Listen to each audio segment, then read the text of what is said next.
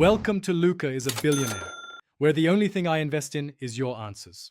You start by confirming the oven is actively cooking. Check the display, heating icon, and interior light.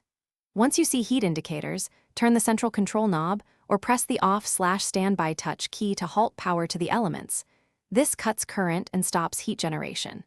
If you initiated cooking from a smartphone, make sure to stop or cancel the program in the app too, because the oven and remote commands can remain linked until you close the session.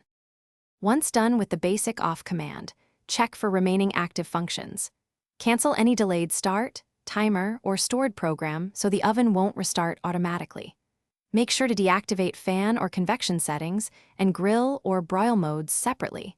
These can remain active on some Siemens control systems even after main off. If the oven was at high temperature, open the door a few inches to vent residual heat safely, but do this only after the display indicates it's safe to avoid sudden temperature changes. You finish by verifying the control panel shows off and all heating and indicator lights are extinguished. This confirms the switch stopped power to heating elements. If you plan maintenance or smell burning, cut power at the circuit breaker or unplug the appliance to be safe. If the oven won't power down or displays errors, reset the control by disconnecting mains power for 1 to 2 minutes and then restore it. This often clears software glitches without service intervention.